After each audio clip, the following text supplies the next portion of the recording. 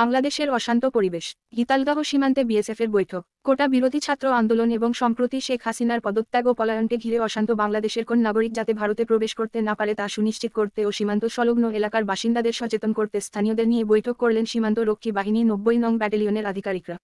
বুধবার বিএসএফের গীতালদহ ক্যাম্পে গীতালদহ ২ গ্রাম পঞ্চায়েতের সীমান্তবেষ্টিত দড়িবশ ও জড়িধুল্লা এলাকার বাসিন্দাদের নিয়ে আয়োজিত এই সচেতনতামূলক কর্মসূচিতে গীতালদহ ক্যাম্পের কোম্পানি কমান্ডার, গীতালদহ পুলিশ ফাঁড়ির পুলিশ সহ স্থানীয় গ্রাম পঞ্চায়েতের প্রধান ও সদস্যরা উপস্থিত ছিলেন।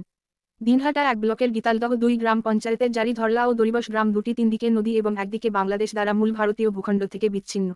ভারত বাংলাদেশ সীমান্তে এই গ্রাম দুটিতে কোন কাঁটাতারের বেড়া না থাকায় অবাধে বাংলাদেশি নাগরিকরা যে কোন সময় প্রবেশ করতে পারে। সেই সীমান্ত দিয়ে যাতে কোনোভাবে অশান্ত বাংলাদেশের কোন নাগরিক ঢুকতে না পারে, সেই বিষয় নিয়ে স্থানীয় বাসিন্দাদের সতর্ক করতে আজকের এই আলোচনা। এদিনের বৈঠকে বিএসএফের কোম্পানি কমান্ডেন্ট গ্রামবাসীদের সতর্ক করেন, বলেন, দড়িবশ ও জারিধরলা গ্রামে ধরলা নদীতে বাংলাদেশ সীমান্ত দ্বারা ভারতীয় ভূখণ্ড থেকে বিচ্ছিন্ন এবং এই গ্রামে কোন কাঁটাতারের বেড়া নেই। তাই বাংলাদেশের এই পরিস্থিতিতে গ্রামবাসীদের সজাগ থাকতে হবে এবং বিএসএফের সঙ্গে সব সময় যোগাযোগ রাখতে হবে। এদিন ওই বৈঠক শেষে স্থানীয় পঞ্চায়েত সদস্য আবু কালাম আজাদ জানান, আজকের এই বৈঠকে বিএসএফ পুলিশ প্রশাসনের পক্ষ থেকে গ্রামবাসীদের বিভিন্ন বিষয়ে সতর্ক থাকার বিষয়ে পরামর্শ দেওয়া হয়েছে। দড়িবশ জারিধরলা একটা বিশেষ আলোচনা সভা হইল। সে আলোচনায় আমাদের গীতালদহ বিএসএফ ক্যাম্পের কোম্পানি কমান্ডার সাহেব এবং গীতালদহ থানার দায়িত্বপ্রাপ্ত সাহেব এবং সকলেই মিলে একটা আলোচনা হইল।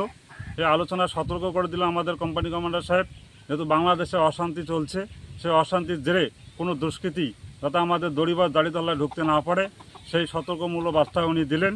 এবং আমিও তার সঙ্গে আমার এলাকার লোকজনকে সতর্ক বার্তা দিলাম, যাতে বাংলাদেশের যেহেতু পরিস্থিতি একটা অন্যরকম চলছে, যেহেতু আমাদের এই বর্ডারটা খোলা, যাতে কোনো দুষ্কৃতী কোনোভাবেই আমরা যাতে আমাদের এলাকা যাতে ঢুকতে না পারে, তাই আমি সকল লোকজনকে সেই বার্তাটা দিলাম।